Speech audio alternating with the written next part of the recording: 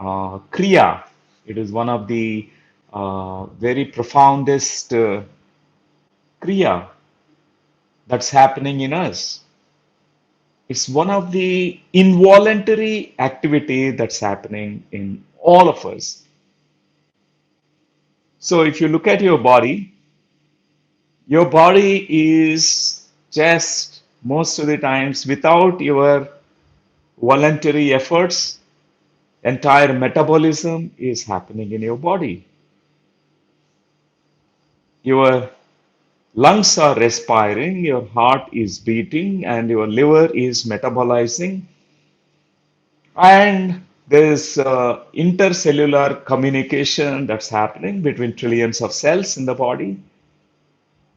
In fractions of seconds, the information is transferred, transmitted throughout your cells of the body, between all the organs and everything. There is something, a beautiful kriya, activity, which is not noticed by us.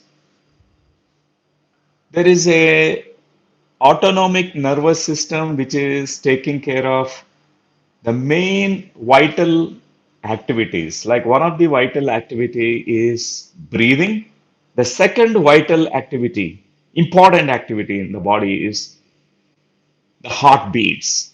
These two things are very, very primal, very fundamental, very important for us.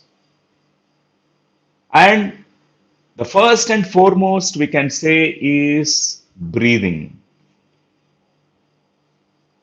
From the spiritual perspective, the breathing is given the highest place compared to your heartbeats. Why? Because, for example, you want to practice meditation, you want to focus on your heart, you want to sense, feel how your heart is beating. It's very difficult unless you are really an advanced practitioner of yoga or awareness methods or meditation practice.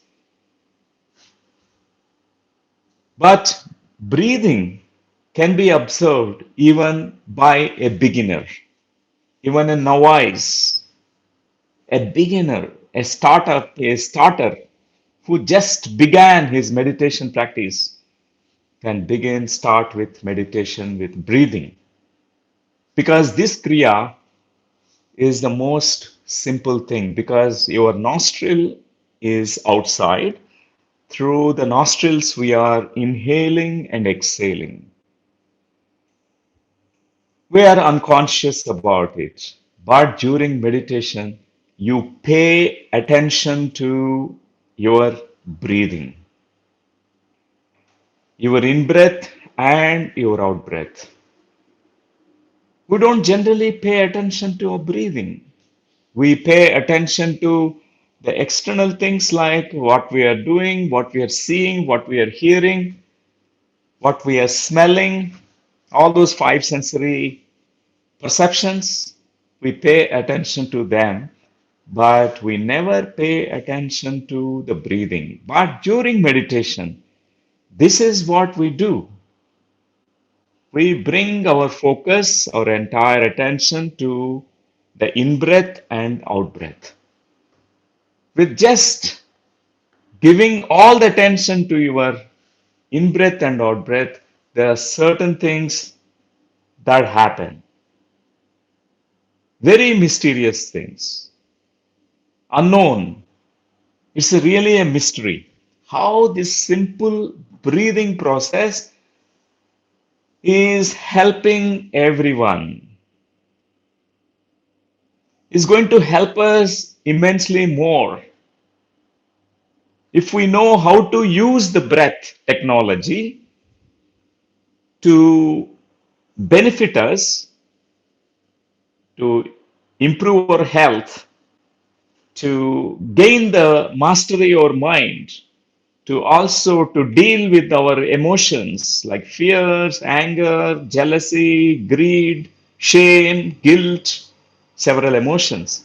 So, emotional mastery, and also to realize your soul. Everything can be achieved with the breath technology, with the breath awareness. If you ask me one question, what is that entire Bharat Desh, our Bharata Mata can give to the whole globe? What can it offer to the world? I say it offers the breath awareness. Entire spirituality can be condensed into one simple practice called breath awareness. With the breath awareness, everything is achieved, can be achieved.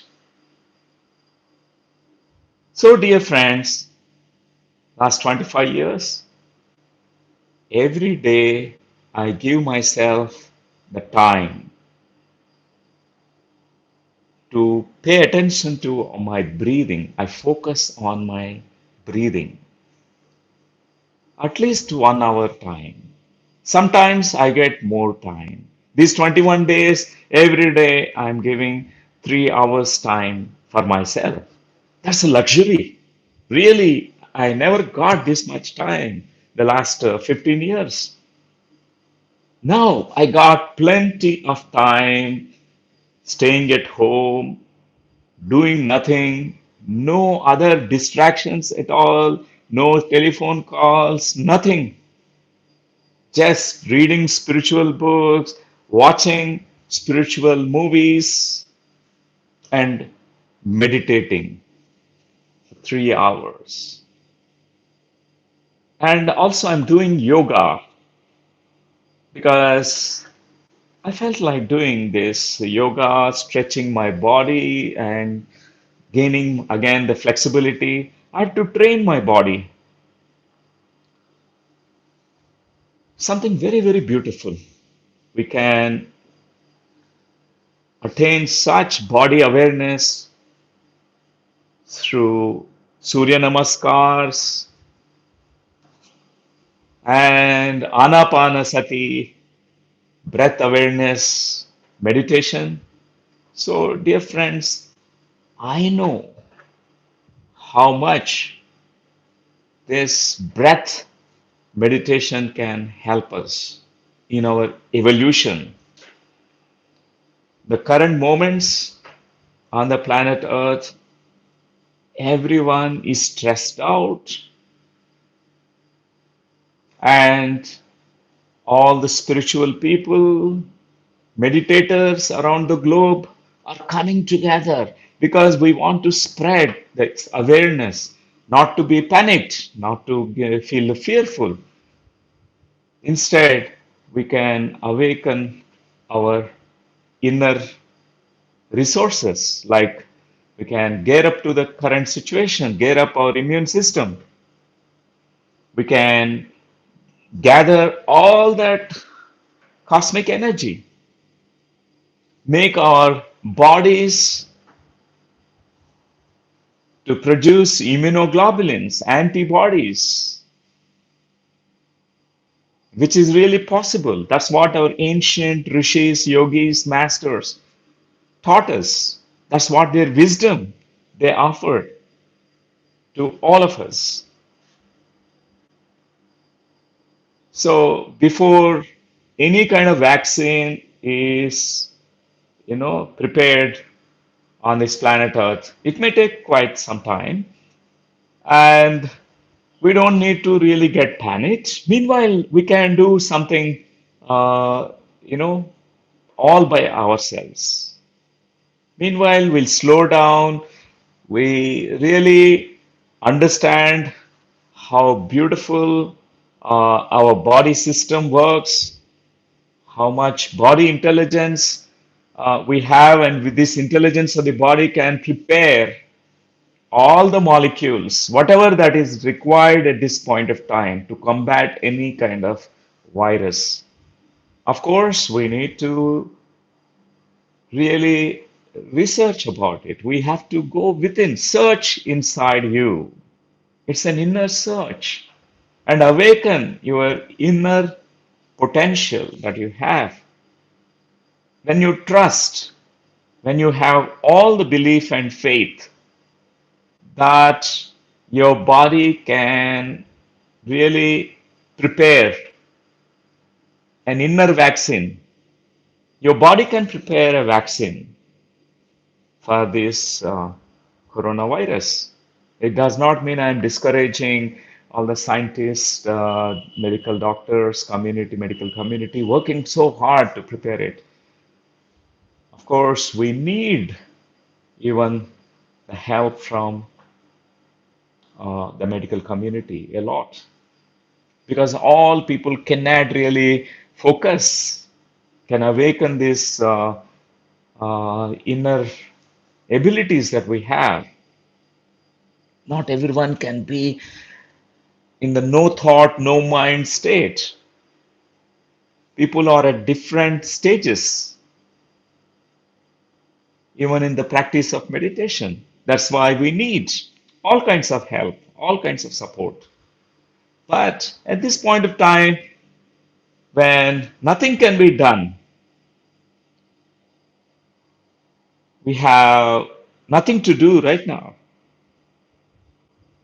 And everyone is just raising their hands. Oh, I can't do anything. There's no medicine for it.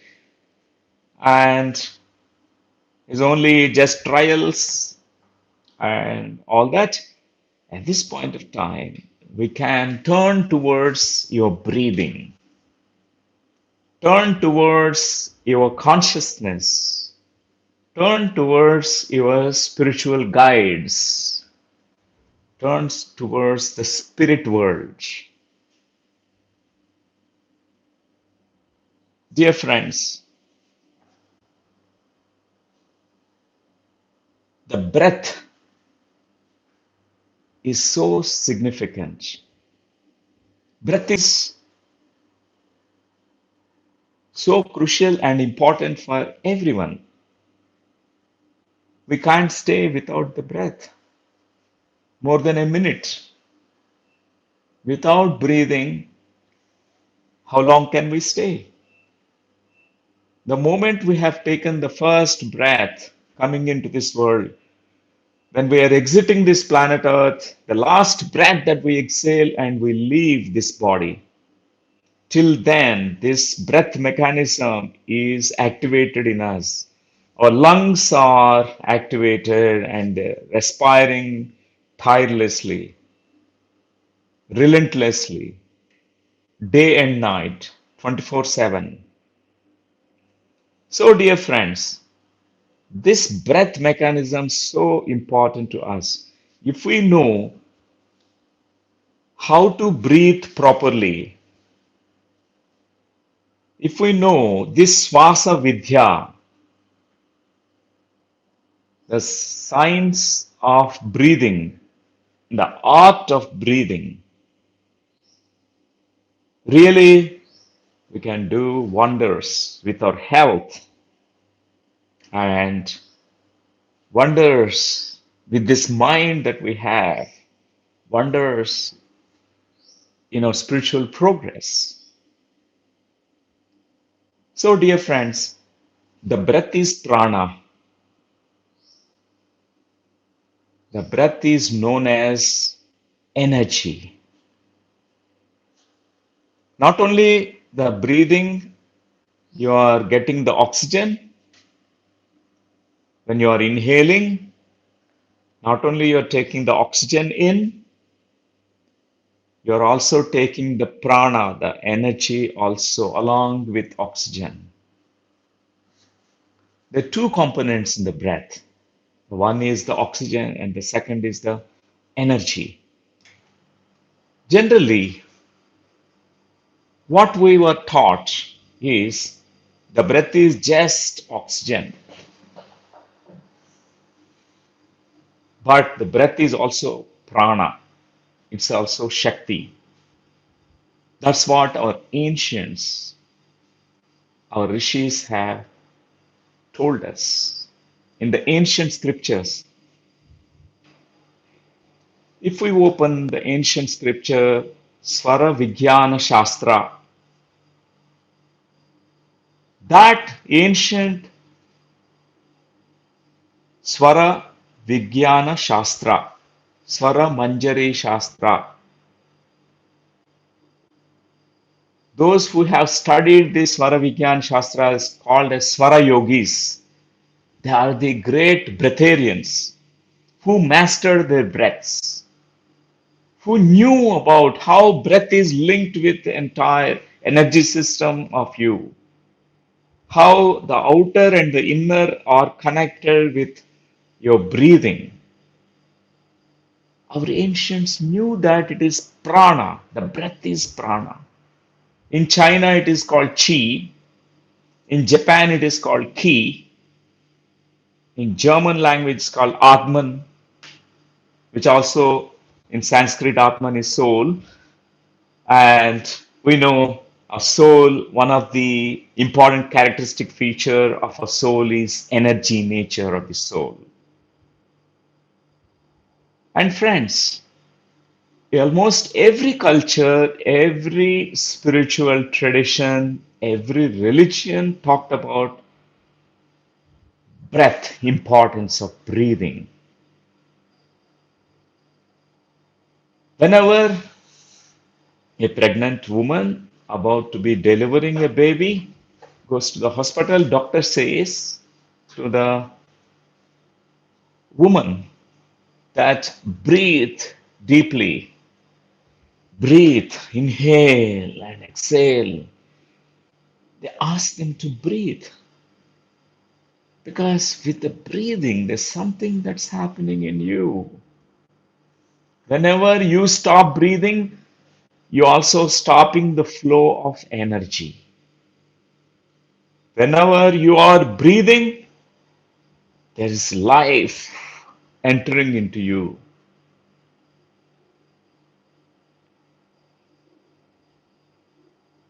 And you might have noticed that whenever there are times when you are stressful, your breathing pattern is changed. Dear friends, have you noticed it in your life? When you are too much stressed, either you are tensed, anxious, fearful, or angry, different mental and emotional states, your breathing rhythm pattern is changed. Yes, Gaurav Gupta. Yes, thank you. Yes, we all notice it. Our breath pattern rhythm is changing when we are agitated, when we are fearful.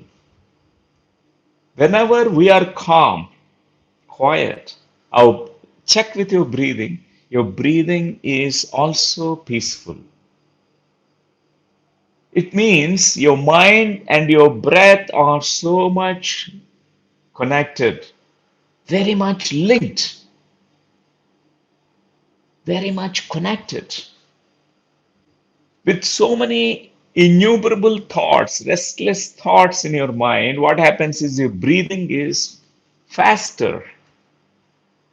Your racing mind, you're thinking about coronavirus, you just watched the television channel news since morning. What happens is there's so much of these imprints, negative imprints, which goes into the mind. It alters your breathing pattern.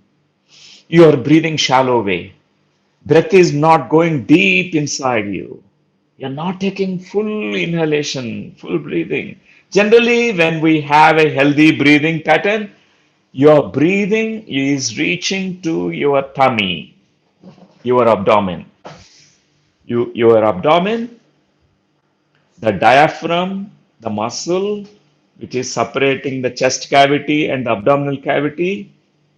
This is the muscle which pushes the abdominal cavity down when you are inhaling deeply. You can try this, friends. You can keep your palms on your belly and inhale deeply and notice what's happening. And now exhale. Exhale slowly and fully exhale. So when you are inhaling, your abdomen is bulging out. Your abdominal cavity is pushed out. And when you are exhaling, your abdominal cavity is going withdrawn, going inside. And also, you are ventilating upper lobes of the lungs, middle lobes, and the lower lobes of the lungs. So your lungs has these three lobes, the three spaces. They're called clavicular or upper space, and this is called middle space, and there is an abdominal space. And these three spaces generally are not ventilated properly whenever you are stressed out, whenever you are anxious, whenever you are fearful. What happens is you are not with a healthy breathing rhythm.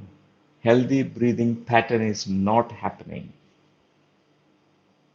You hardly take the energy with your breathing. It becomes either shallow breathing, irregular breathing, erratic breathing, chaotic breathing. It is changed. It becomes shallow. Yes, Vijay Lakshmi Sinhaji. Yes, it becomes shallow. So, and also a friend Swati Kata is saying yesterday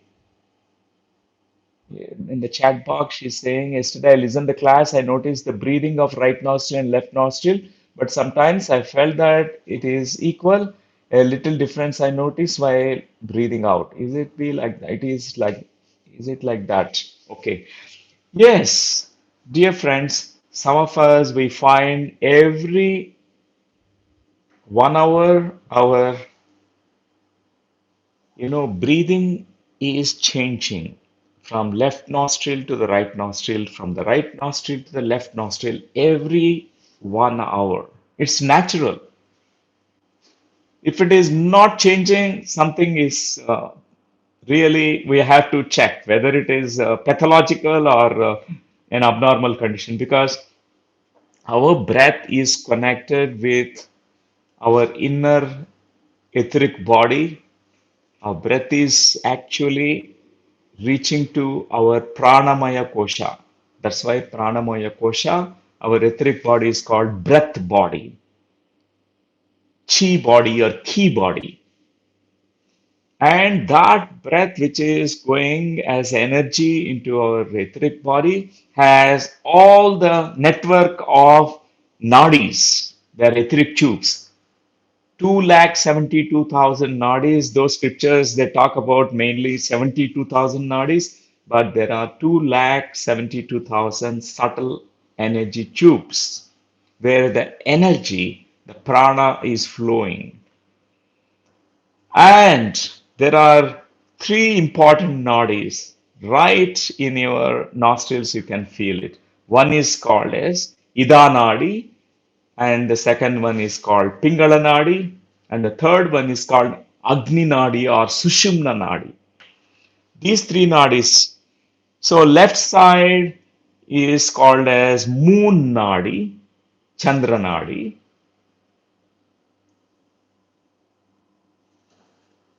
and Ida Nadi. The opposite one is the Ida, the Surya Nadi. The Surya Nadi is the Pingala, and Ida is the Chandra. So the right side is your Sun Nadi or Surya Nadi. The right nostril, it heats your body. If you are breathing, if your right side nostril is open, It's increasing your heat in the body. There's a more metabolism that's happening, and also you are very active. Surya Nadi makes you very active. Your brain, your mind also works sharp. Thoughts will be more with your Surya Nadi. Whenever we are slowing down, like sleeping, when we are slipping into sleep in the night, what is happening is you're shifting to Chandra Nadi, left side nostril breathing. So in the daytime, most of the times our right side nostril breathing is more compared to left side nostril breathing. Yes, Ida Nadi is Moon Nadi, right side Surya Nadi is Pingala, exactly. So we can find that Ida and Pingala shifting all the time, every 1 hour.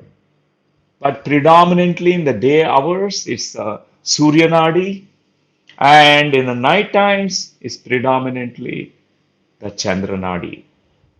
But those who are practitioners of meditation, you find that they're becoming equal, like a equal nostril breathing. There is another nadi which gets activated, which is called Sushumna Nadi,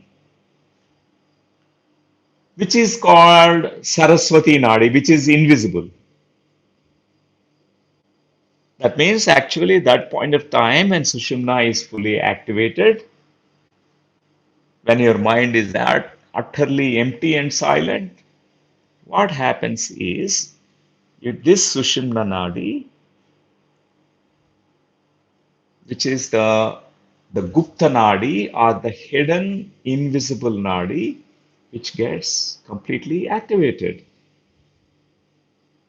And that point of time, you find your left side, right side are working in the same way. Swati ji, Swati Kataji, you have asked me this question, why my breathing is equal. Yes, whenever somebody is in composed state, like serene, composed, there's no imbalance. What happens is both sides of the nostrils they work equally. So, dear friends, those who have difficulty falling asleep in the night, you can try this method. That time, check your nadi, which nadi is active. If your Surya Nadi, your right nostril breathing is happening more, it's very difficult to slip into sleep. That point of time, you can intend, make a sankalpa, an intention to shift the nadi to the left nostril. Or otherwise, a physical method is there. You can turn towards your right side and sleep on your right side for approximately 5 minutes. Immediately, the left nostril opens. The ancient Swara Shastra described about this phenomena. Yogis used to have, the rishis used to carry one kamandala, like a water copper vessel where they carry the water. And the second thing is one stick. And that stick is used to keep under their armpit whenever they are meditating. They used to use to shift these nadis, the left side, right side. Sometimes you find a yogi or a master keeping under his right side, right hand side, or left hand side. There are so many methods in the ancient Shastra, Swara Yoga Shastra, mentioned about how to be a master of these nadis. It's like playing right side to left side. You can experiment, friends. With left side nostril, Chandra Nadi, a lot of healing happens. Coolness comes in the body. You become very calm and quiet. With right side nostril breathing, activity, a lot of activity. For example, when you are waking up from the bed in the morning, we go to the washroom, we have to go to the toilet, and if without right nostril open fully, it's very difficult to evacuate our bowels. It's very difficult to really let go of all that, uh, to cleanse our intestines. We can't even urinate. People experience constipation, people can't urinate properly whenever the right nostril breathing is not really fully active in the morning. You can always check which nostril the breathing is happening. Have the awareness constantly. Every 1 hour, please check your breathing. Right now, check your breathing. Is it right or left? The method is simple. You can exhale like first with the right side. Also now close your right nostril, and with left nostril you can exhale. For me, it is the right side right now. It could be different for you. And some who have nasal septal deviation, there's some problem with their nasal septum. It's deviated to one side. There is some kind of polyps growth inside their nostrils. They find it's difficult. The right side is completely blocked. Some they say, oh, my right side. Long time back, my right nostril is blocked because there is a polyp, and the ENT specialist tried to do something, but it is still blocked. It's only left side nostril breathing.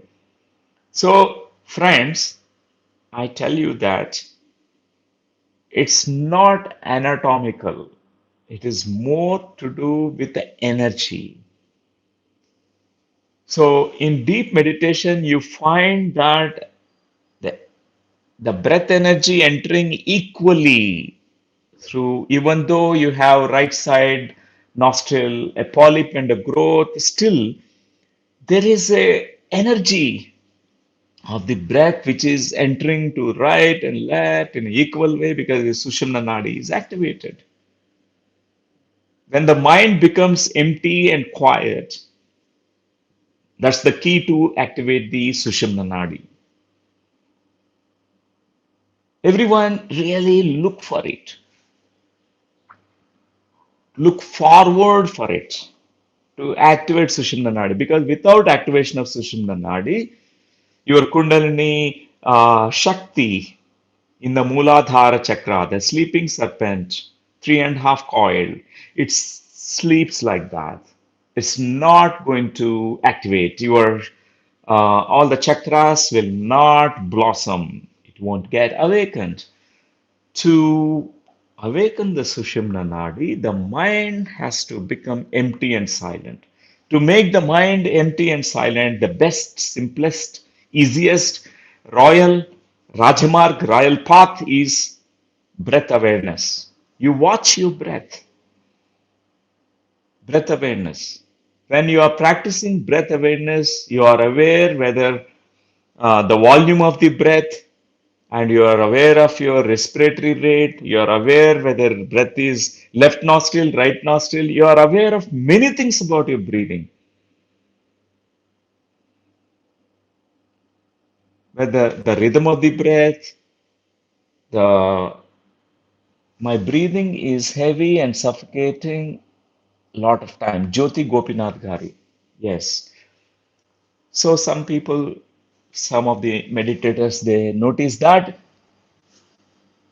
breathing is heavy and suffocating, a lot of suffocation comes sometimes.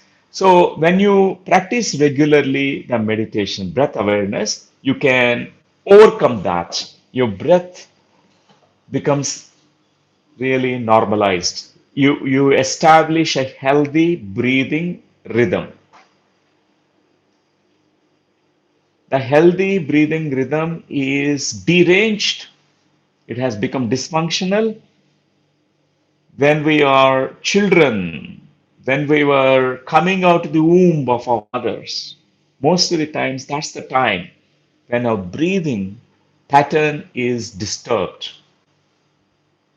Inside the womb, we are really very good because there's nothing to breathe. Our mother is giving all the nutrition to us through the umbilical cord.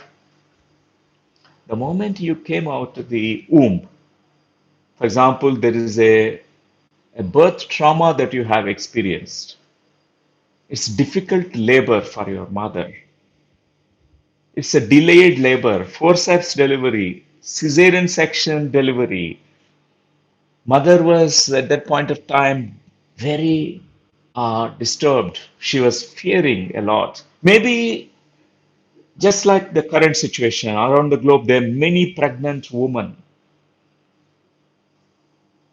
who are now about to get giving birth to children. So they are very fearful. Recently, I have received few emails from few pregnant mothers. They asked, "My mind is full of fear. I don't know because in next 3 days, doctor said my due date. I'm going to deliver the baby. How to deal with this? Because I have so much fear." So this fear energy of the mother is going to really affect the fetus. Mother and the fetus are one and the same. They are like one single unit. There is a oneness that is experienced when we were inside the womb with our mothers. So, whatever your mother's emotions, her feelings, her thoughts, situation she's going through, we are going to internalize it. It's so important that all the pregnant women are taught about breath awareness meditation. Nikhil Vashi ji, Dr. Nikhil Vashi, thank you so much, sir, for your guidance. Is it okay to stop the breath for a few seconds, like while diving underwater? It's okay. It's fine. It's fine.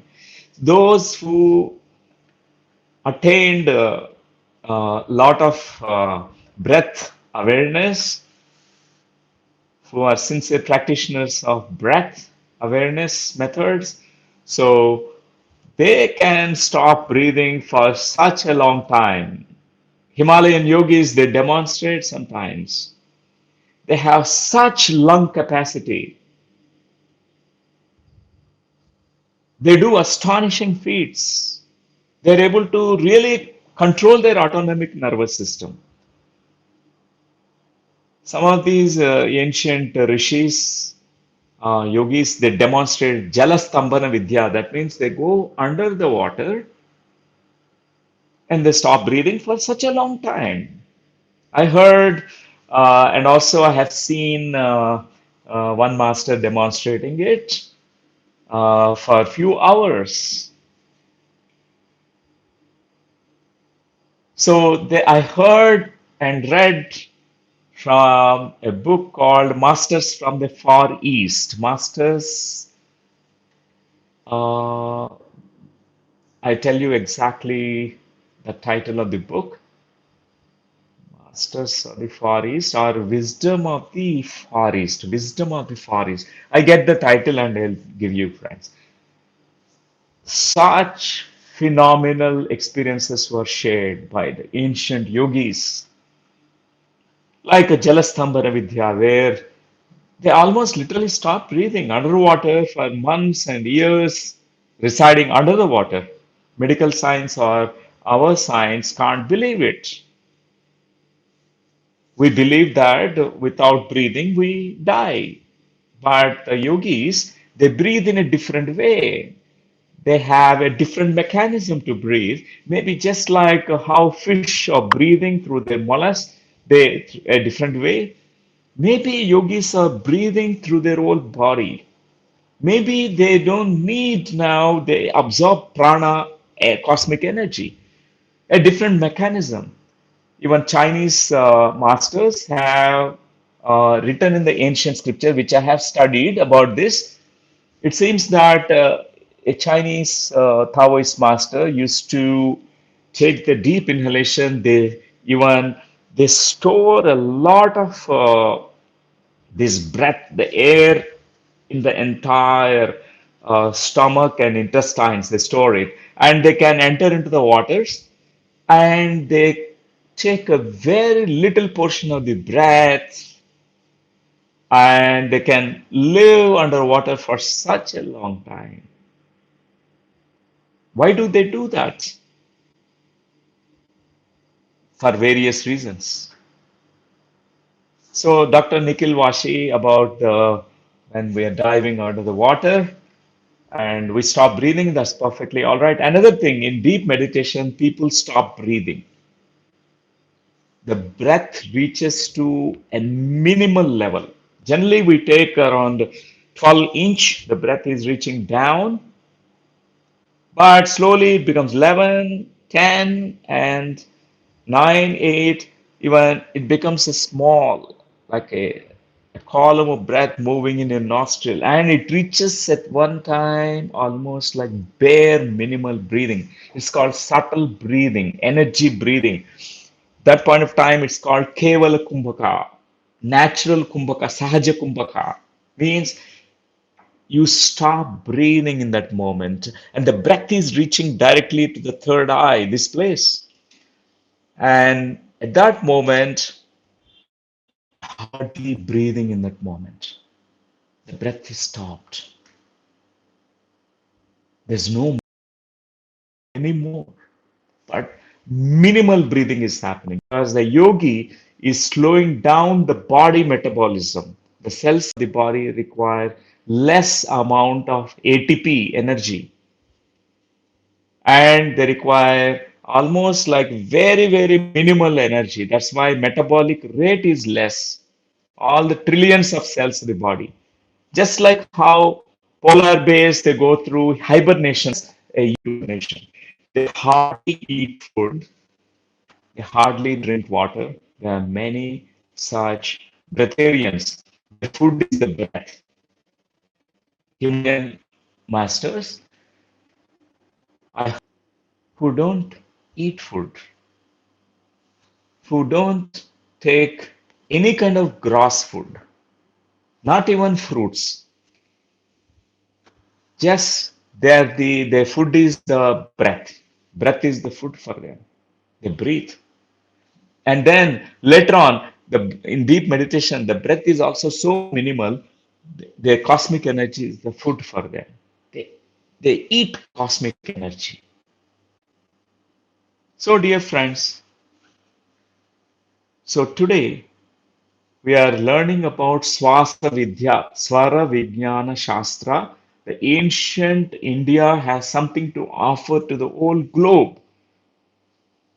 At this point of time, if we understand the breath is so important, so significant spiritually and even for your health, for your master of the mind, so important. Breath practice. With the breath practice, you can really make yourselves better physically, mentally, emotionally, and intellectually, socially, collectively, and spiritually. We become a better version of ourselves. Though it is so simple, but it's the deviated septum and nasal growth heal lakhs of people. Lakhs heal their bodies, heal their well medically, heal their bodies, heal their well medically impossible people who really could make you shown it to the world.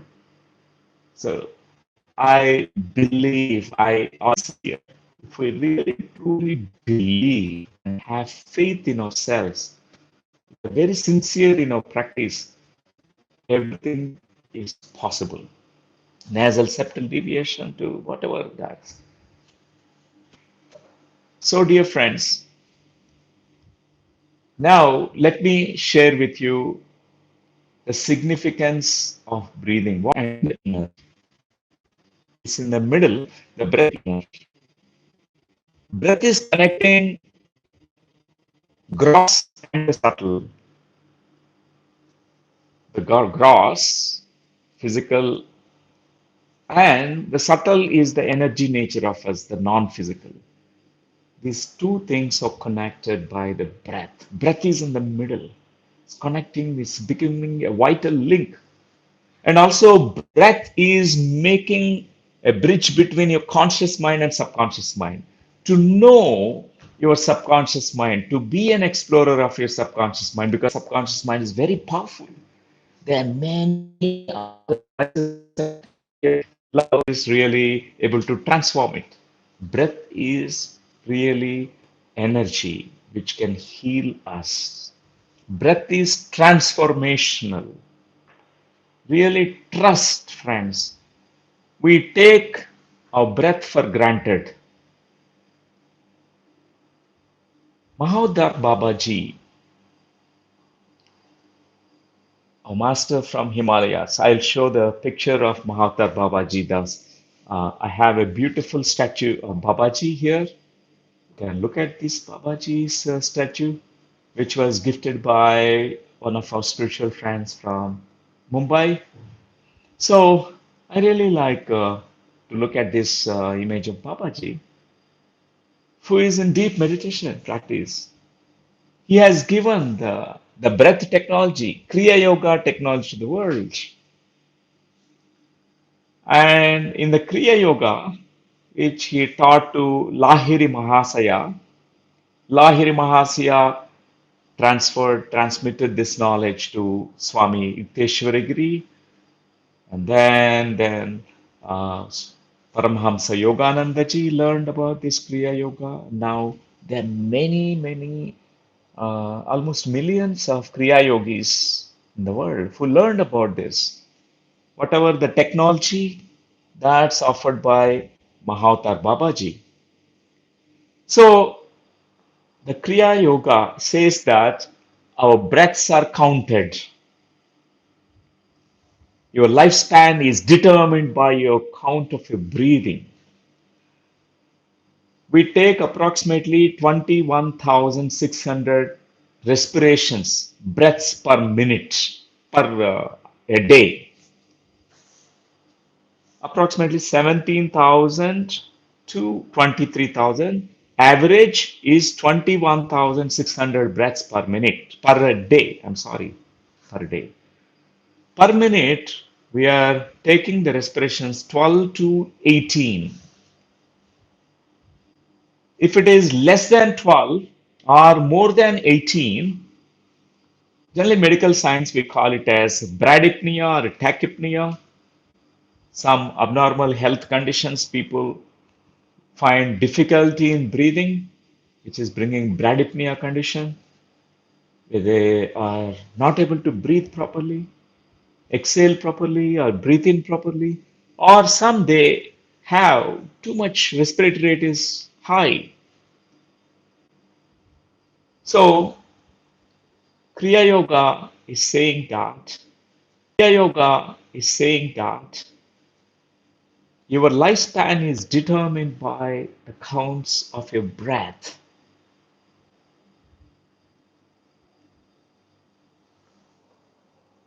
So here, did you all able to listen to me, friends? Network glitch, okay. Some problem with the network. If we are able to, okay, yes, now it's you got it. Okay, thank you. So the Kriya Yogis told that the lifespan of you is determined by the quality and the counts of your breathing.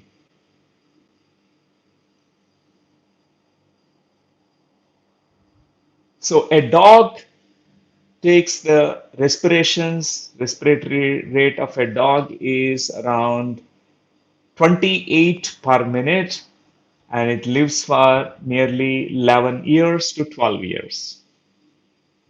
And a rabbit takes around 32 respirations per minute and lives less than 10 years. And if you notice that even the much more higher rate of breathing, less span of life, and a horse breathes 19 per minute, and the horse can survive for 40 to 60, 40, 50 years. And a sea turtle takes the respirations around 4 to 5 per minute, and it can live for 2000 years. That's why a sea turtle is like used as a symbol for physical immortality. So a sea turtle is kept in many of the houses to just reinforce this idea that, oh, I want to have a long life so that I can fulfill my life's purpose. Purpose of life can be fulfilled. We don't need to die soon. So, dear friends, if we know how to master your breathing through simple practice, breath awareness, Anapanasati meditation practice, there are many pranayama techniques in India, almost hundreds, thousands. There are so many variations. Whether you take the Kapalabhati or Ujjayi Pranayam, Anuloma Viloma, Shikkali, Shitari, and rebirthing breathwork, which was accidentally discovered by Leonard Orr, Master Leonard Orr. So, all the different types of pranayamas, the most profound, the simplest one, which was discovered by Gautama Siddhartha, who practiced sincerely for 5 years, which made Gautama Siddhartha to become a Buddha. It transformed him. He had the most profound realizations with the breath awareness method. He called this practice as Anapanasati meditation. Ana means in breath, Apana means out breath, Sati means process, to be one with. It's the Pali word which means mindfulness of breathing. The breath which is all the time happening on its own. You're becoming aware of this breathing, the cyclical breathing.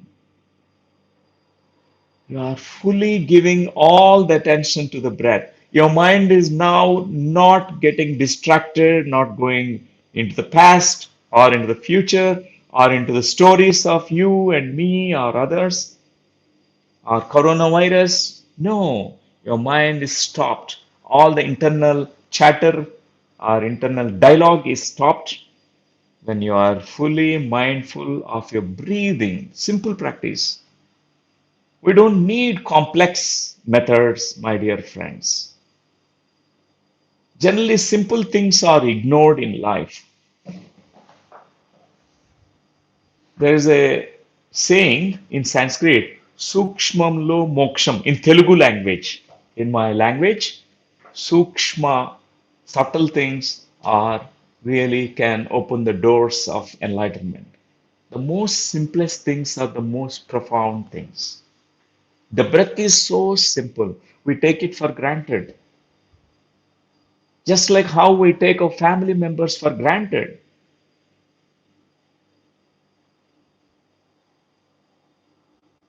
We are okay with strangers, we speak to neighbors very well, but we don't speak with our family members well.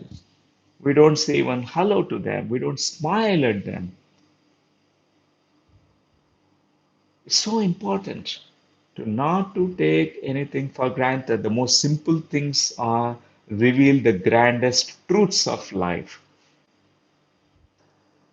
The ancient yogis, masters of Bharadesh told that in your breath there is a treasure, a big treasure, not like gold or diamonds. It's much more precious than the gold and diamonds, precious stones. The breath will make you find that treasure, the inner treasure, the treasure that is awaiting to be discovered by you. Just with the breath, we can really go within. That's why the breath is called as a guru. We say that Guru Devo Bhava, Acharya Devo Bhava. That Guru, that Acharya is none other than our own breath. The greatest Guru is here with us, our lifetime companion. Generally, people think they're very lonely, but you make friendship with your breathing, your companion, eternal companion. The life force, the prana, which is accompanying you through this breath every day and night, 24/7, 365 days throughout our lives, is happening.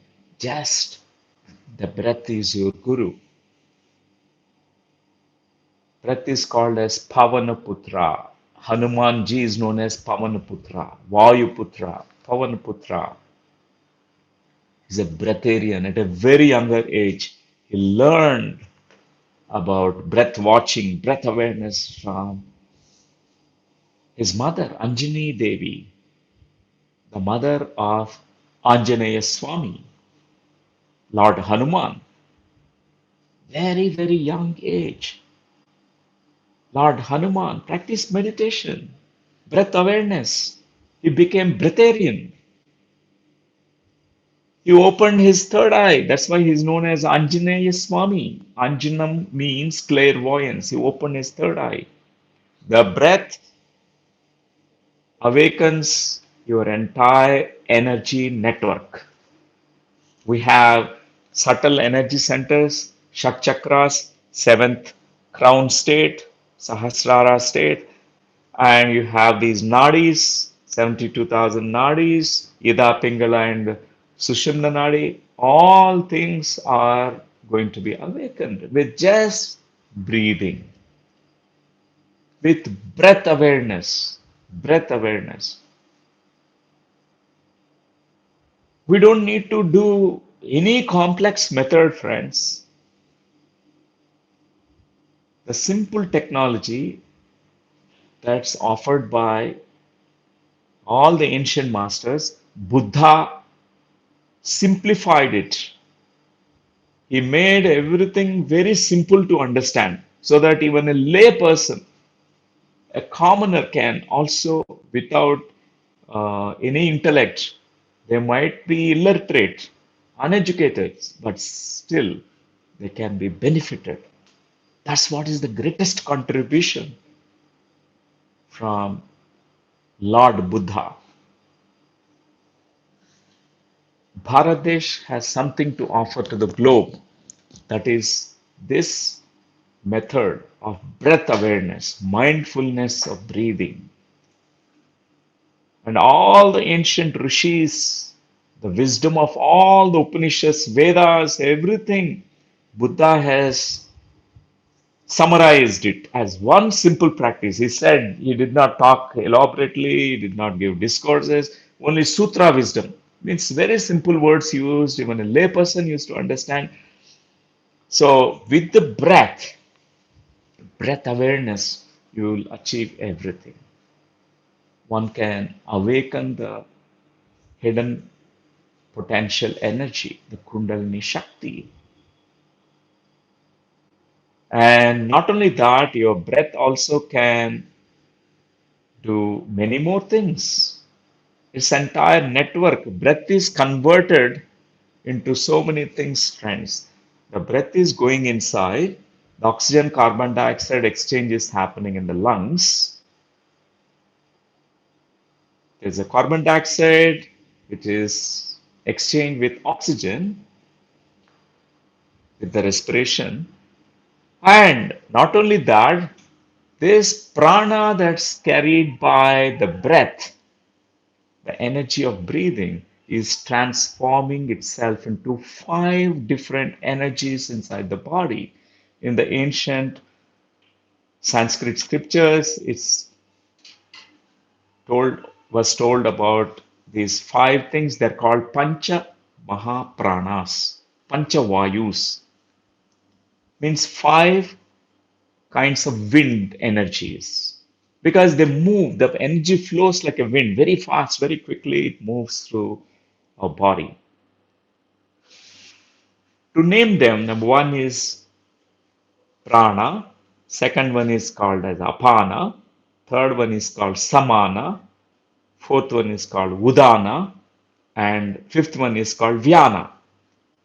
Prana vayu, second apana vayu, third samana vayu, udana vayu, and vyana vayu. The five pancha mahapranas. This simple breath energy is converting itself, transforming itself into five different kinds of energies, vayus, which is going to function in different ways. Just like how when we are inside the womb, just even before you started growing up as a fetus, you are just initially a one single cell. Our mother and father's ovum and sperm, they united and formed one zygote. You're just one unicellular organism first. Just that simple one single cell started multiplying. There's a divine intelligence. There's a DNA coding inside you, which manufactured your consciousness, directed all that entire intelligence that is there in that unicellular zygote to multiply into so many different cells. We form so many different organs. Within 6 months to by time eighth month we are coming, a seventh month or eighth month, all the organs are formed. So much of differentiation of the functions happened. Lung cells, heart cells, kidney cells, and your brain cells, neuronal cells. Every cell knows exactly what function to do. In the same way, the breath, which is entering as just simple way through the nostrils, which is transformed into five different pancha pranas, five energies. Number one is prana vayu, apana vayu, samana vayu, udana vayu, and vyana vayu. This prana vayu is helping us in this upper body parts. For example, till to the throat, from here to the throat. All the pranavayu is helping. So during meditation also you can notice there are some energy currents which are moving in the direction upward towards your throat. That is the pranavayu. So all that physiological activities, the cellular activity is happening through these subtle energies. This is our ancient Indian masters, rishis, yogis have revealed in the Swara Yoga Shastra, Swara Vijnana Shastra. And this Apana Vayu is the Vayu, the Prana, which is helping in expelling excretion, urination, sweating process, all the elimination of the toxic waste from the body. Not only just excretion, this Apana Vayu is helping in excreting, expelling all kinds of stuff, which is unnecessary, unwanted stuff from the body. This is Apana function. And then Samana Vayu, which is helping in your stomach region and the gastrointestinal tract, the Jirna Vyavastha, digestion. It's horizontal, it stays here and is making all that, your digestion and absorption, all these things to happen harmoniously, it is helping out. This is the Stamana Vayu. Then Udana Vayu is which is helping us to move towards your extremities. For example, many times, a lot of times, when we are reaching to cold places, your hands become cold. If it is minus degrees, you are walking without gloves. You went into cold temperatures, minus 20 degrees. For example, what happens? Your fingers become blue. There's an energy which is not flowing there. So we can feel that sometimes during meditation, this Udana Vayu activity, the energy currents moving into the fingertips, tingling sensation in your feet, in your hands, and in your head. It's always upward, like in the head, from the neck to the top of the head, and also the extremities, upper limbs and lower limbs, and also your heart, your pericardium, also Udana Vayu helps. Then the fifth one, the Vyana Vayu.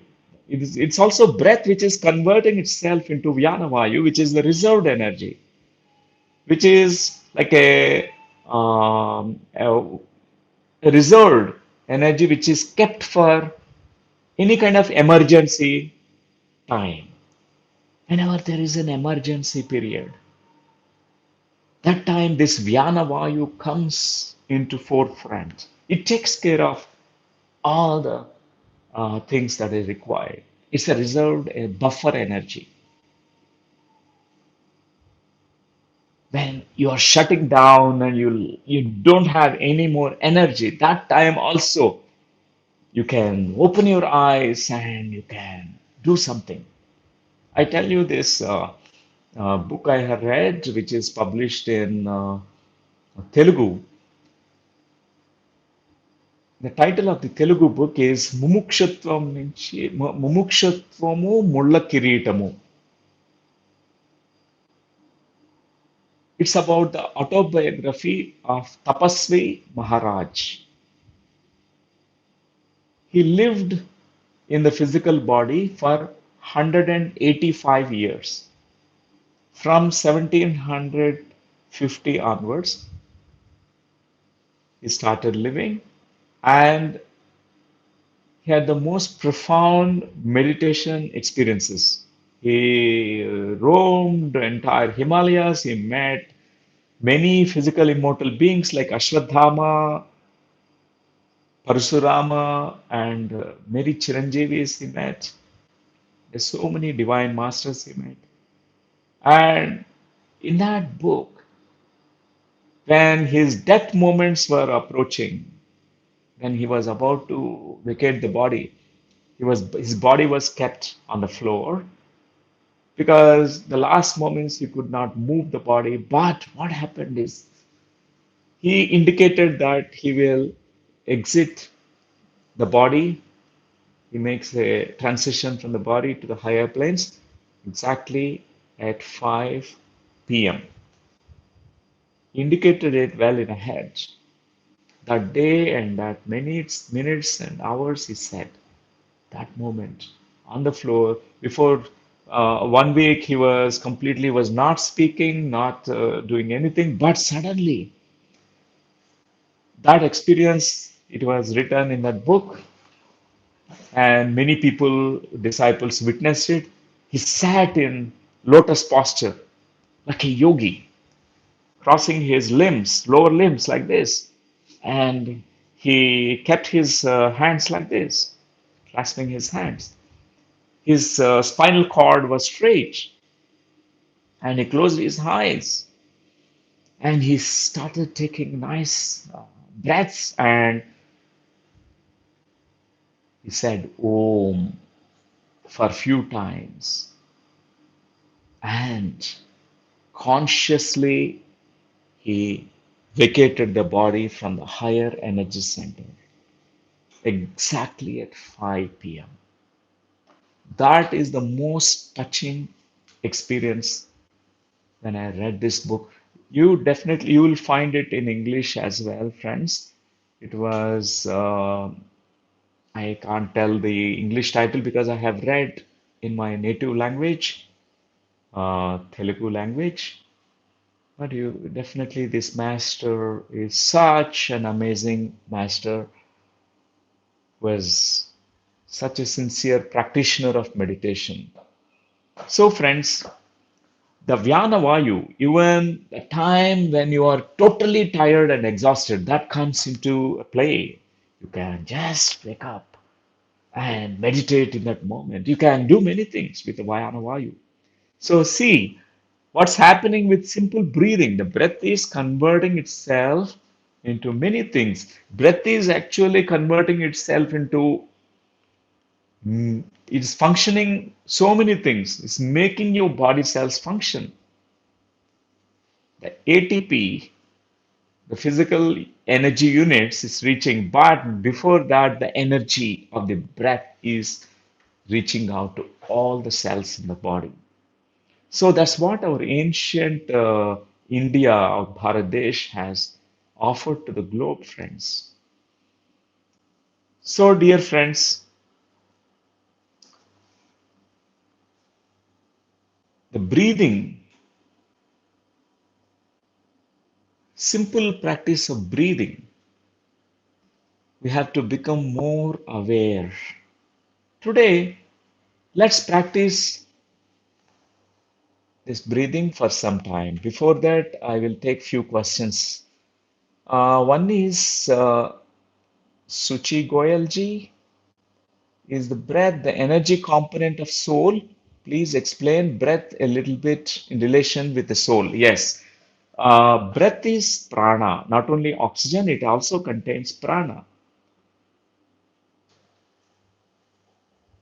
So when you are taking the breath, you are taking the prana that's there in the universe through the breath. And that prana is helping you. But there is another Shakti, energy inside you, which is called your own primordial energy, which is stored in your Muladhara chakra. So that gets awakened. So one of the components of the soul is energy, Shakti. Our soul can be defined as ECW, energy, consciousness, and wisdom. We are all ECWs. Our soul means its energy, its consciousness, and its wisdom. So that means when you are with this breath energy is awakening your own primordial energy, which is stored in your Muladhara chakra, which is in the root chakra, the Kundalini Shakti, which gets awakened. Then that Shakti journeys through your all the energy discs, all the chakras. It will reach its final destination. First destination point is third eye and then Sahasrara. Till then, this process continues. All the time, the energy tries to move because it has certain dams are there, certain kinds of natural obstacles are placed. They're called grandhis. In the next episode, I will talk more about this. This the breath energy, how it is linked with our this inner energy network. How these grandhis they open up one by one. Brahma Grandhi, Vishnu Grandhi, and finally the Rudra Grandhi, which is called Shiva Grandhi, Rudra Grandhi, which opens the third eye. And this energy reaches here. So, metaphorically, In Bharat Desh, in India, it is said consciousness and Shakti, they're the two aspects of the soul. And the third aspect is called wisdom. That means energy, consciousness, and wisdom. So, the wisdom of breathing, the knowledge of breathing, if you learn, and then you can unite the energy which is staying in the Muladhara chakra, you can unite it with your Sahasrara, the Chaitanya, the consciousness which is residing here. That's why we say in a metaphorical language in the Bharat Desh, in the Ramayana, the story of Hanuman, who is symbolically representing this breath energy. This breath energy is bringing Rama and Sita Devi together. The Sita Devi,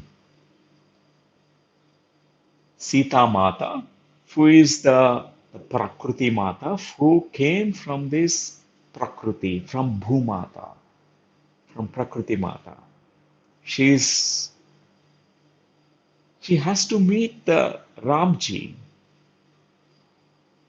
And in the Ramayana story, the inner meaning we need to know, the outer meaning and also the inner meaning. The inner meaning, the spiritual meaning is the most important thing. Ravanashura, who has no intellect and no proper intellect, who doesn't know what is dharma and what is adharma, who has taken away Sita Devi and kept her in the Lanka. In the metaphorical symbolic language, Lanka represents ignorance. When we are in ignorance, what happens is Rama and Sita they experience Viyoga. Rama is here and Sita Devi is residing as a Mula Prakritic energy in the root chakra as a Kundalini Mata. It's not yet awakened. But Hanuman in Ramayan story is the main key character. Hanumanji came, he united Sita Devi and Ram. Initially, he did Lanka Dahana. Lanka Dahan means he destroyed the ignorance that's there because he's the most wise guru, wise master. Hanuman, Lord Hanuman means Guru Tattva. So, knowledge, wisdom of breathing, if you know, you will know how to unite your energy which is residing as Prakriti Mata, Kundalini Shakti, Sita Devi in your root chakra, and Ram, Lord Rama, consciousness, Purna Chaitanya on the top of the head. Both you can unite. This is Yoga Sthiti. Union is yoga. And actually, Viyoga means opposite of it. Separation is Viyoga. Whenever there is a divine union of your lower self and higher self, your lower mind and the higher mind, this body and the higher self, the body and the soul, this is called Yoga Sthiti, state of yoga. In deep meditation, a dhyana yoga, we are bringing this energy and consciousness together. So, Suchi Goyalji, this what is my answer to you. So, the soul has these three components energy, consciousness, and wisdom. So, the wisdom of breathing, if you know, you will unite, you'll also awaken the energy, which is like a sleeping serpent inside you, and the consciousness, which is already there but you become conscious of your consciousness, you become aware of your awareness. You bring them together. That's what happens when you are watching your breath. So it's the soul realization or self realization that happens with the simple practice of breath awareness. Another question we can take here. So, Prakriti Jain from Pune. When we observe the natural breath, sometimes it's shallow and fast. Are we supposed to watch it as it is, or consciously alter it, or make it slow and deep? So, Prakriti ji, namaskar. We don't need to change the rhythm. Normal, natural, whatever is happening to your breathing right now, if it is deep and rhythmic, let it be. If it is shallow and irregular, let it be. Just become watcher and observer of your breath. Just observing the breath is so important.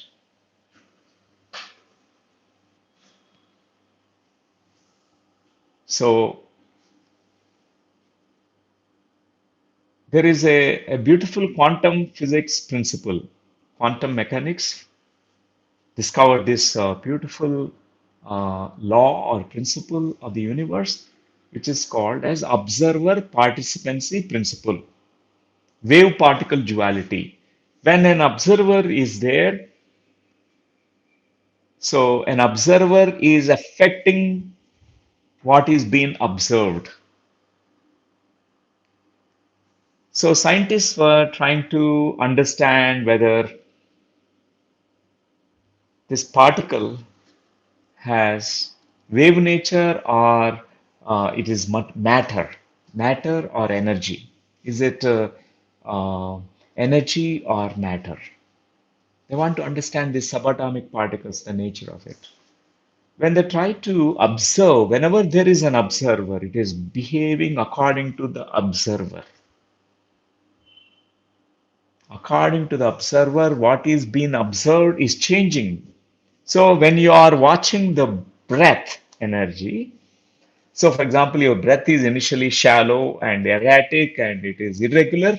What happens is, according to the observer in you, what is being observed is going to be altered naturally. You don't need to manipulate your breathing. So ancient Bharat the yogis never encouraged people to manipulate, do gymnastics with the breathing. They only asked us to breathe naturally, breathe very naturally.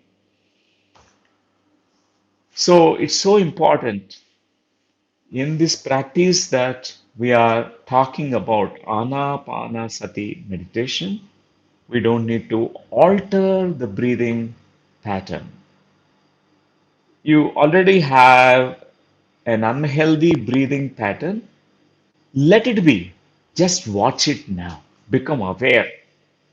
Pay attention to the breathing now. You notice that your breath is shallow. Let it be.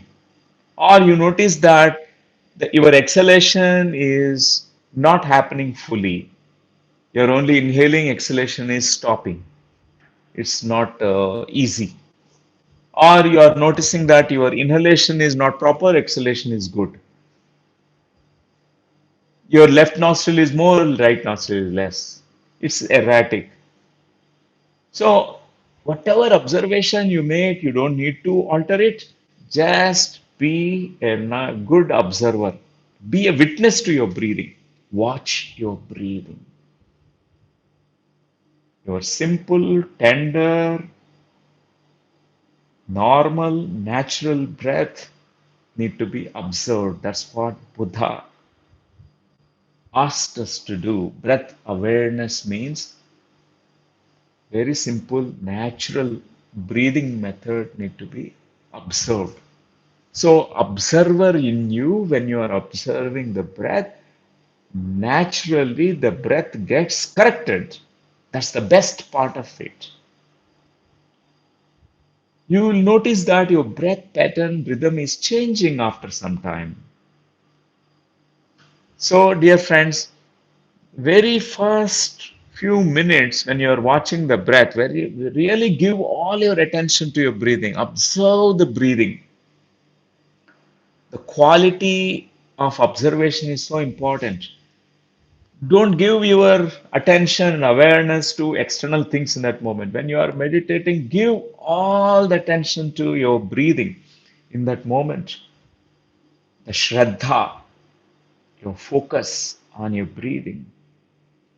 You will become very aware that your mind is slowing down. The first observation you can make is when you are only observing the breath, your thoughts are reducing in your mind.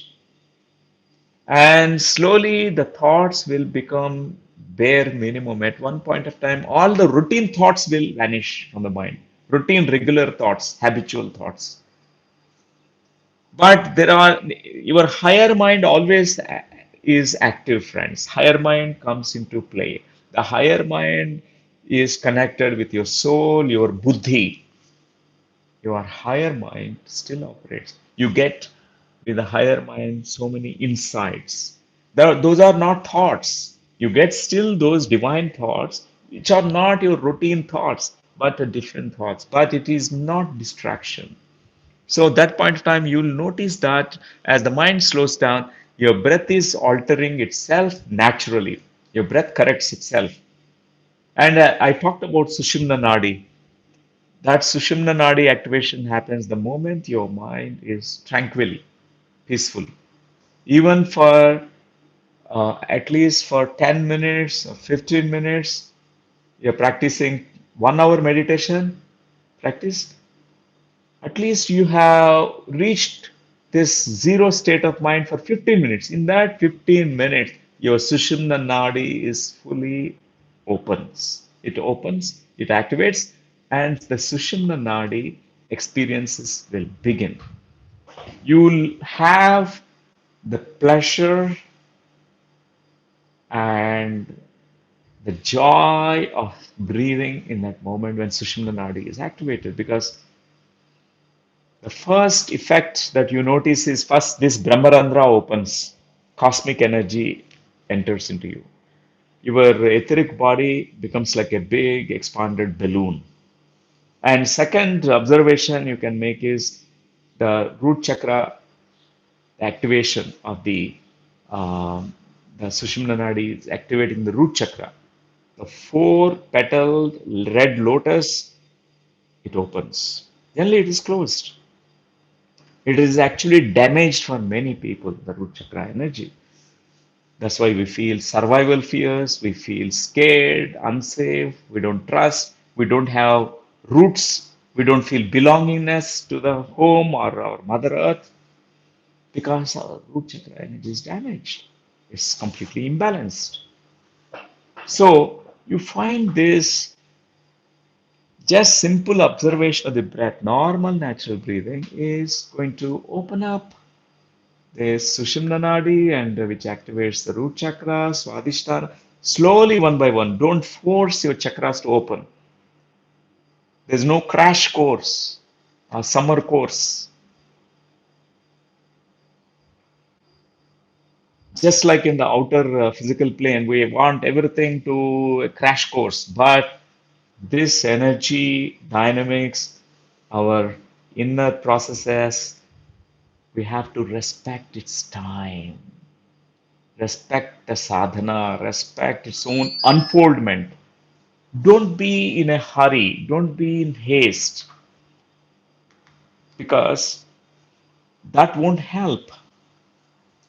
We have to respect its own unfoldment, the process. So, dear friends, as this energy unfolds and with each chakra, the energy becomes exponential. The root chakra energy, the vibrational rate is different from the Swadhisthana chakra, Manipur chakra, Anahata chakra, Vishuddha, and then Agya chakra, and then Sahasrara. And meanwhile, your energy network also gets prepared. There's a preparation. People, they can experience spiritual emergencies if they are in a hurry or in a haste. Means they want everything in shortcuts and run fast and achieve everything number one in this. No, you do your sadhana, be gentle, trust the natural methods. Don't rush, don't hurry. We don't need to be crazy. Be number one in this. We don't need to be number one. We have to be just sincere to our practice and be serious about the practice. Sincerity and seriousness is called sobriety. We can become sober and more focused, more shraddha. Then there's an unfoldment that happens. So definitely there are many friends like Gaurav ji is asking, can we talk more about this Shakti and please guide again soul versus breath versus serpent energy Kundalini, their relationships and dynamics. Definitely, we'll talk more. Many questions relate to Kundalini Shakti, relates Prakriti, the nature. We're going to take all this. I'm breathing through nostril, then I'm seeing breath only at throat and then at the top of the head. I'm not able to observe breath at nostril all this time. Lata Mahendra Kumarji. Yes. So what happens is your whole body is actually every cell in the body is breathing. Many who have reached to deep states of consciousness, they experience that the breath is not only happening in the nostrils. They don't feel the breath here. Like if their whole body is breathing, even at every place, even the sahasrara, the breath is happening everywhere. Do you know, dear friends, that our universe is breathing? Our whole universe has a rhythm, it's breathing. Do you know that our earth is breathing, our Mother Earth also is breathing? Do you know that even minerals, they also have breathing? They don't have lungs, but they still breathe. Plants breathe, animals breathe, fish breathe, birds, they breathe. Every creature, every organism, living, non-living, both though we call non-living, everything is breathing. Maybe they breathe differently, breathe energy. We are breathing oxygen plus energy, but they breathe only prana. So, Lataji, this is my answer to you that you don't need to worry about the nostril breathing because the breath is happening already. All your energy centers of breathing. There's the energy breathing that's happening in you. Some those who have already reached to no thought, no mind state,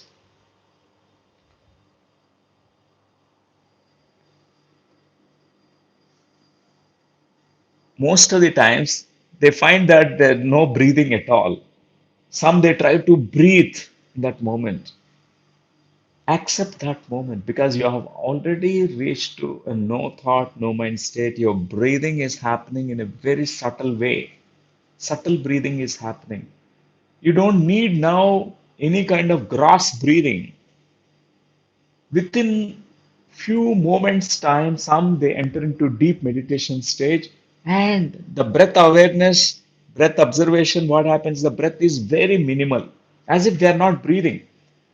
They don't need to worry about breathing now because they can focus on that silence. They can focus on the inner energy dynamics. Rajsekhar ji is asking the question about how to understand this energy that's cosmic energy is actually flowing through us while meditating. Yes. So you can notice that flow of energy that's happening through the body through sensations, energy currents flowing through the body. How do we know that electricity is passing through a wire? We can feel the vibration. When you hold that electrical wire, we can feel the vibration. So even the energy which is suddenly opened, energy flow is opened and it's flowing through the body. There are vibrations in your body which you can feel. It's called prakampana. Prakampana. These vibrations can be felt. When we cultivate this mindfulness and awareness, we can notice these subtle vibrations. As the energy is flowing more and more vibrations you feel in your body. And at one time, when the energy is high, you're saturated fully with the energy, you have certain divine experiences. The fullness experience of fullness beyond the body, like your body is actually experiencing called as uh,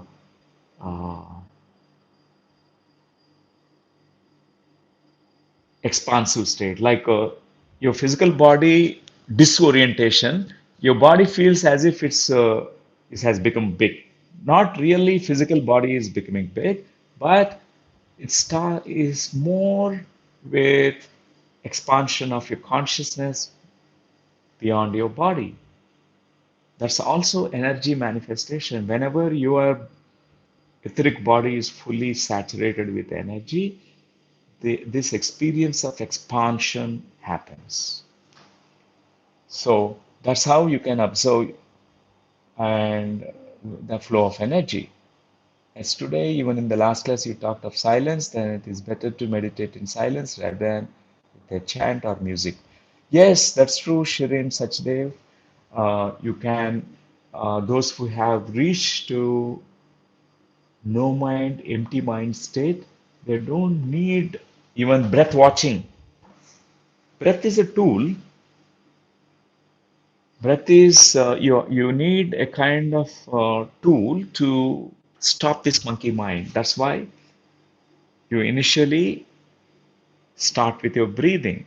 But those who have already have achieved that silence, you can sit anywhere, enter into deep mauna and maha mauna, shunya, maha shunya.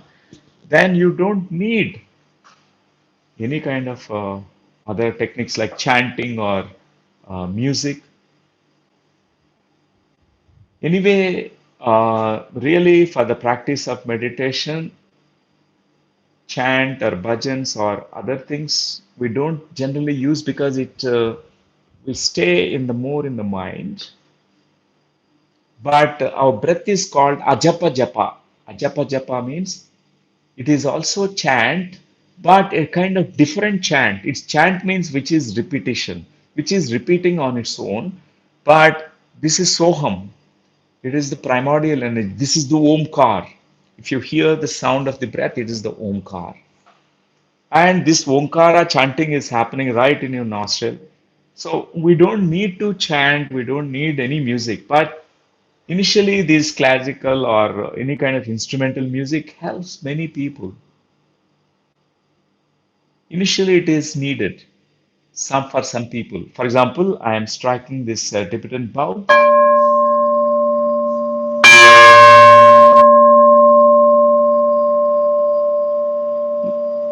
As you hear this vibrational sound, it can also help many people who are practitioners of meditation, initial stages. But later on, we don't need anything. We just need to sit quietly, closed eyes, observe the silence, be mindful of the silence within. The silence opens the doors of wisdom. And one more question by Mariana Caleja from Spain. Uh, I tend to feel tingling sensation on third eye area every night as I go to sleep, whether I am meditating or not. I'm curious to see your take on this, sir. Yes, Mariana ji, namaskar. And those who have already opened their third eyes, your vibrations and consciousness have reached to the third eye stage.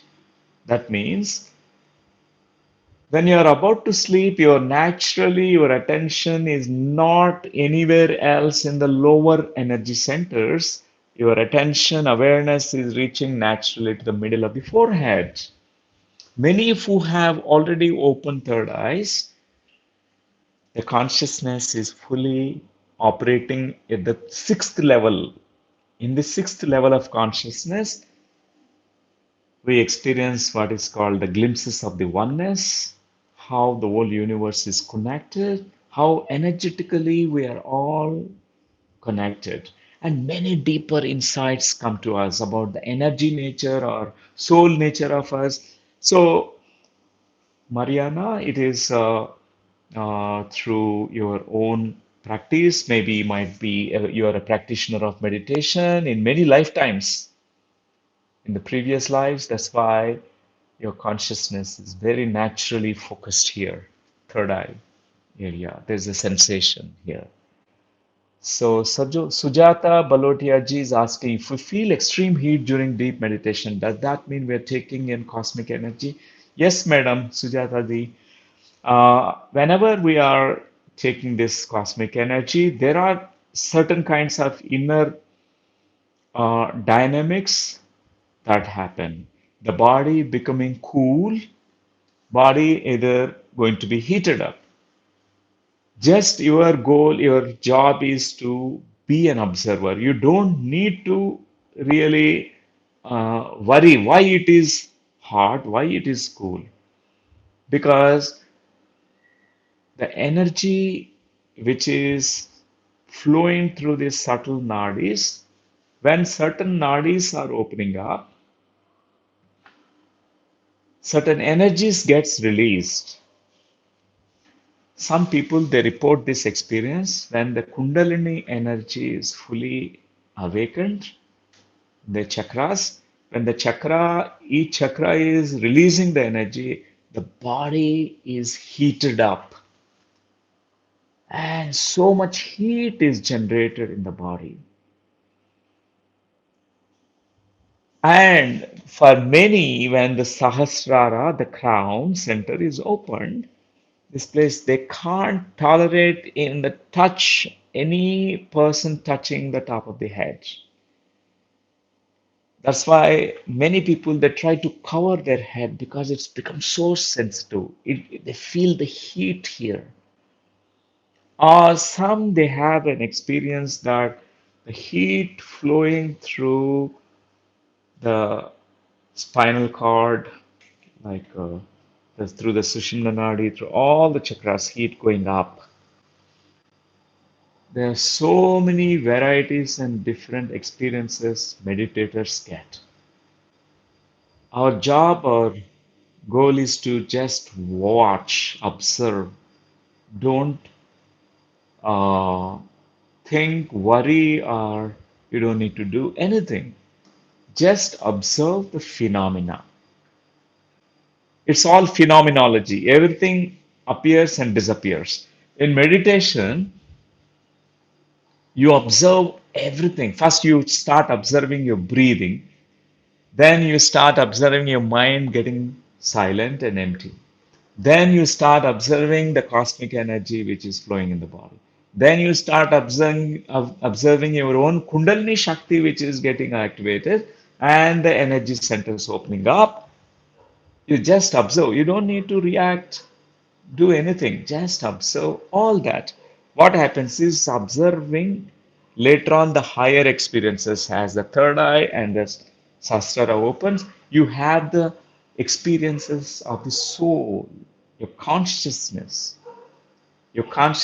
which is non-linear, non-local, which resides not only inside the body, outside, everywhere. It is connected to the collective consciousness, and all those experiences will come to us. So we have to just observe. Final observation, what we're going to do is you observe the observer. You become aware of the awareness. You become conscious of the consciousness. The phenomena everything, the energy phenomena, all these experiences, they come and they go.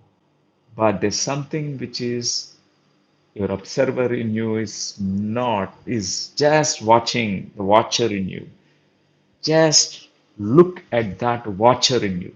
That's what the final blow, like a uh, final, what is called as we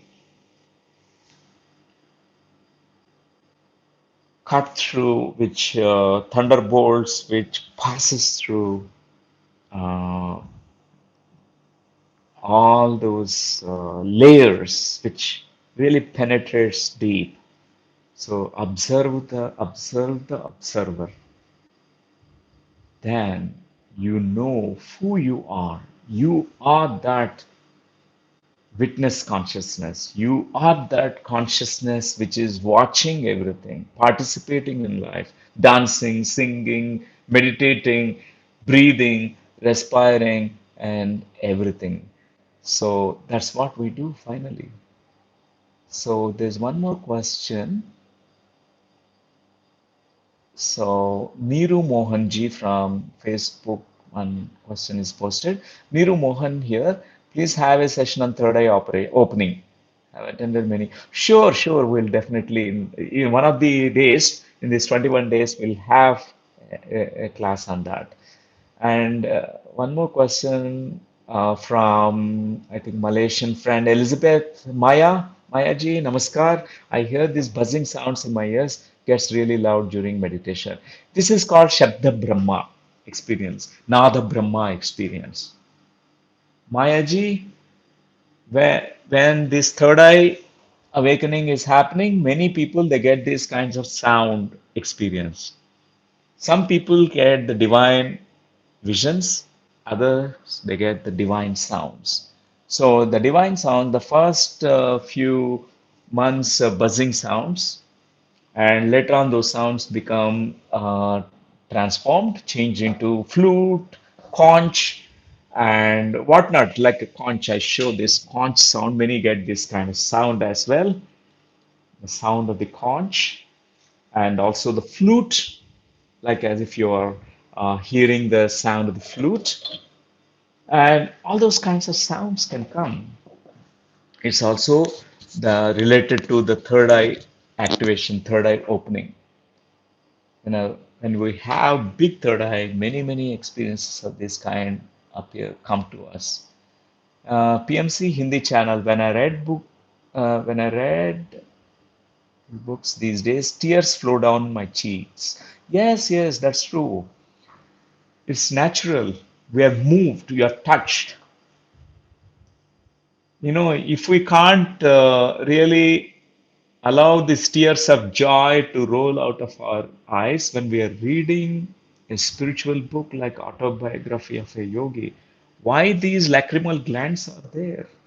We are moved, we are touched deeply by the wisdom of the soul. The universe has such wisdom.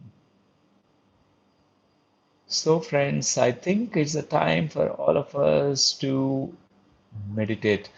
Dr. Jayesh, is the Surya Nadi active during anxiety or panic?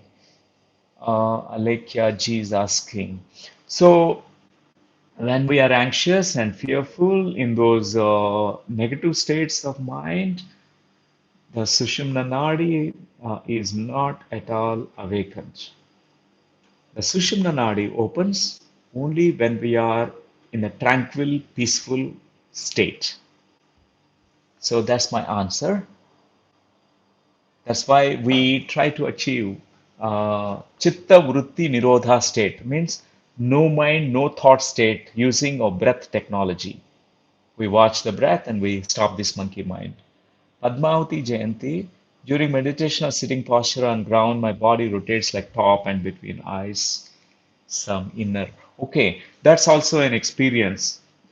Many spiritual experiences, meditation experiences come to us when we are watching the breath, mind stops, and after that, energy absorption. Then later on, these experiences of body movements, even physically also, like a top. as if you're moving circularly in a very quick fashion, or head movements to and fro, swaying. All these experiences are very normal and natural. And these movements stop once the energy process is completed. There's so many yogic Shakti Kriya, Prana Kriyas are happening inside the body in meditation. So we don't need to feel scared about that.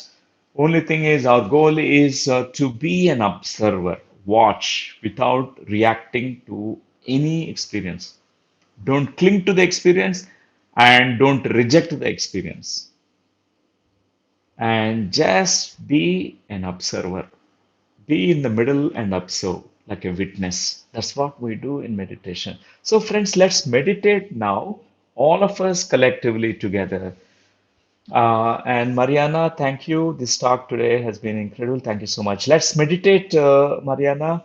All of us and from India and across the globe, some of friends who joined today. Let's even this 10 minutes, 15 minutes meditation can help us raise the frequency, vibration of our planet Earth because more of us join through meditation collectively. Not only our breaths are connected and we are uniting our consciousness, uniting our energies together, we're going to create such beautiful energy where all the negative things that's happening around the globe can be minimized. People going into panic states, fearful states. So this can help those non-meditators also, those people who are really struggling, fearing,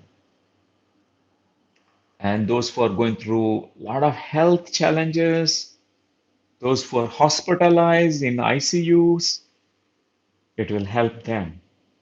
Each one, when we are meditating, we are also indirectly helping. We are staying at home. This is also beautiful. We respect this and we meditate. So let's meditate, friends. Let us sit in a comfortable posture. I show the picture once again of Mahatar Babaji. You can look at that white marble statue of Babaji and who is sitting in a lotus posture. If it is difficult for you in sitting in that posture, you can sit just normally. If you're sitting in a chair, you can just dangle your legs and cross your legs on the chair and keep your palms just like how you're watching in the image here. So it's that the posture, Sukhasana, comfortable posture. And then closing your eyes is so important because we invert all the senses. It's an internal journey, inner journey we're making. And we observe the breathing. Normal, natural breathing need to be observed.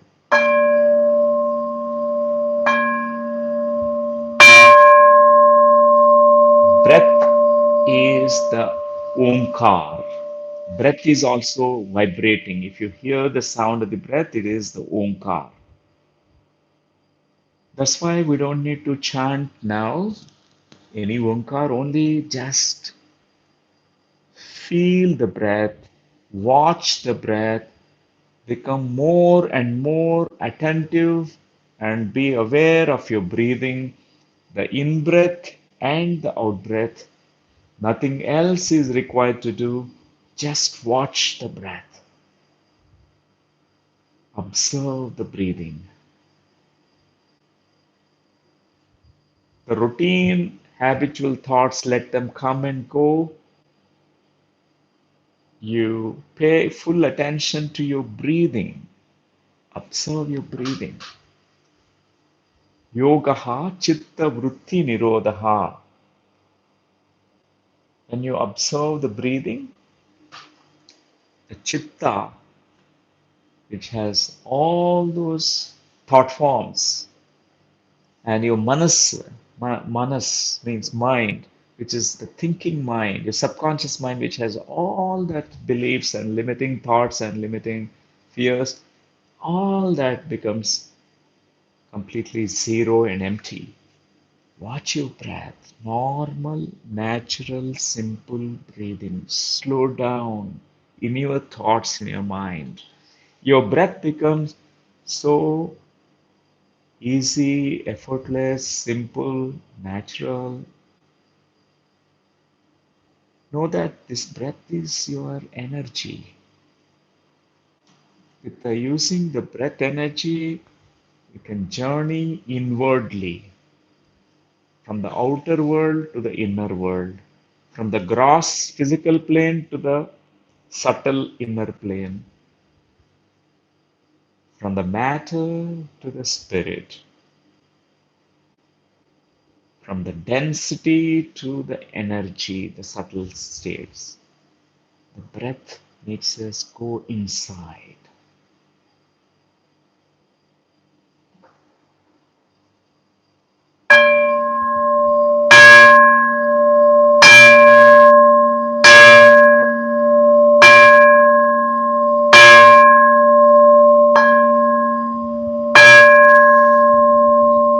This is what meditation practice is. Meditation is observing simple, easy, normal, natural breathing rhythm. If your breath is deep, let it be deep. If your breath is short and shallow, let it be. Whatever way you're breathing right now, it's okay to be one with that breath. Your body is your sacred temple. Keep your body very relaxed. Your breath is your guide. Your soul is God.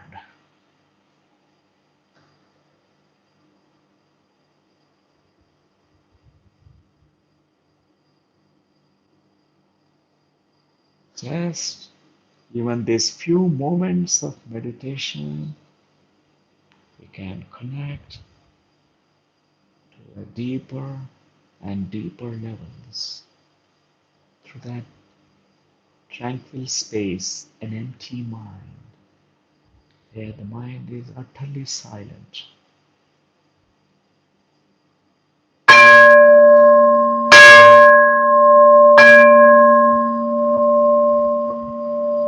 The breath which is happening in our nostrils, the same breath that is happening in everyone, in the whole universe.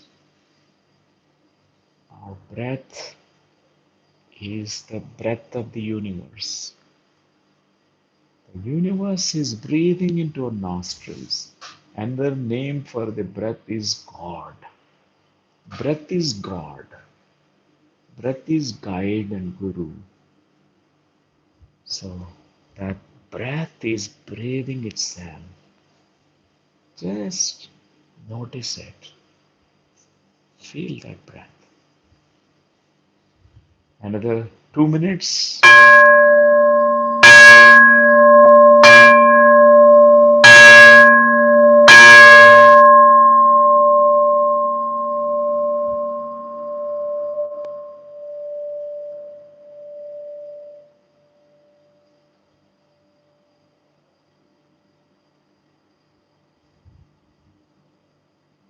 Embrace that silence.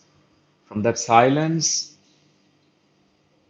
any experience that unfolds in you, because many spiritual experiences they unfold when the mind is empty and silent, like cosmic energy which is flowing inside your body, which is absorbed by Brahmarandra on top of your head, and then your Sushumna Nadi, which gets activated when the mind is empty and silent.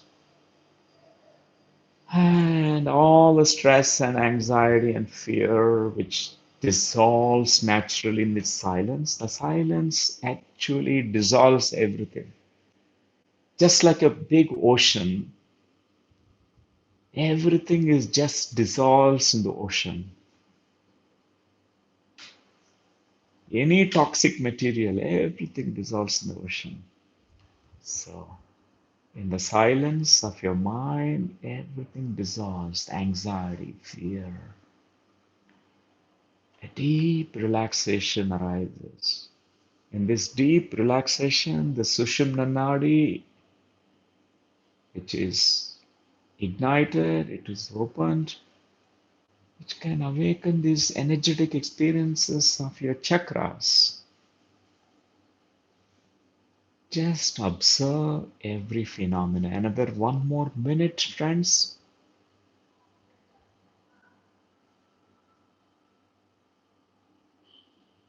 Just observe what's happening.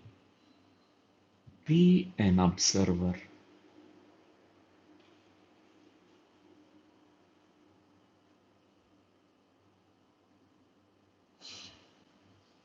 30 seconds more. Observe the observer.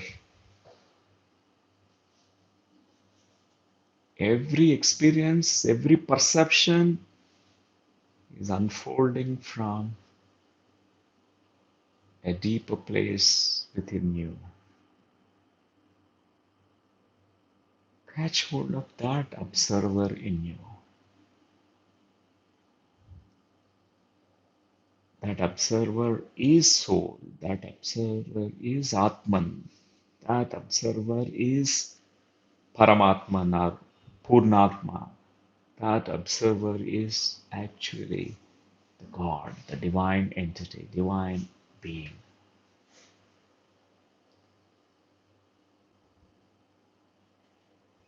In deep meditation, we get many experiences, just like we don't sometimes hear any music or any discourse, but we are totally relaxed. It's perfectly okay because you have gone very deep into meditation. Our body vibrates in deep meditation because huge amounts of cosmic energy flows. We find many vibrations in the body. There could be movements in the body. It's natural. It slows down as we progresses in our practice of meditation. Okay, my dear friends, slowly, whenever you are ready, you can place your hands on your eyes, rubbing your palms, and then place them on your eyes for a few seconds. Because we learned this how to touch your eyelids. Because you can touch your eyelids very gently, like a feathery touch. It's most beautiful feeling. You pass these vibrations, tingling sensations which you feel in your body is nothing but in your fingers. It's nothing but energy. You share it to your eyes and then let it be distributed to your entire body. It's like loving yourself. So it's really good, friends, even for I think we did meditation for nearly 5 to 7 minutes, but it's perfectly okay. But continue this practice before you sleep tonight or tomorrow. You give yourself the time every day, the breath awareness. So we are going to meet again day after tomorrow. There's going to be another uh, meditation class, which is on breath, the advanced breath class. We can call this as Swasa Mahavidya. Today's topic is Swasa Vidya, but I want to name the next class as Swasa Mahavidya or Swasa Mahavigyan, means greater science of breath, science of breathing, how it can help us to evolve spiritually and also to deal with the current situation because this way we can handle our really can change something on the planet Earth collectively. Thank you, friends, all of you. And some of the friends are asking for books to read on science of breathing. Yes, definitely someone from Amritsar, from Punjab, and thank you. Govind Gautamji, thank you. And definitely, I'm going to recommend some of the books about the breath, the science of breathing. One of the books, Swara Vijnana Shastra, which is written by Swami Sivananda,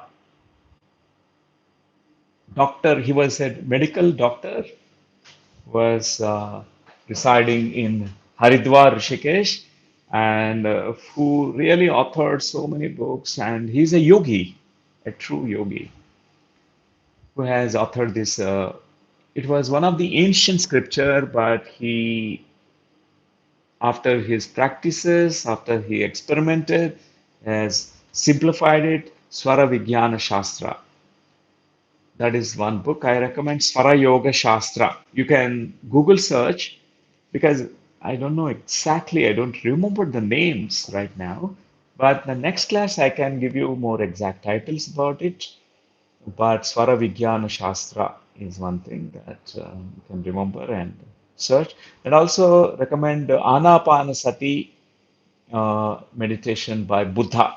I recommend Anapanasati Sutra by Buddha. If you Google search, you will get so many PDF e-books on the net. You find so many interesting books by written by or revealed by Buddha. Anapanasati Sutra, how Anapanasati leads to Vipassana experience. So, Vietnam, France, Lynn is there, and thanks, Dr. Newton, and all QLU members. Thank you. Nantaji from Canada, thanks so much. And for today's you joining the class, and so many more friends. Oh, that's wonderful. And someone from Latvia who joined. I think it's wonderful. Welcome, welcome, my friend.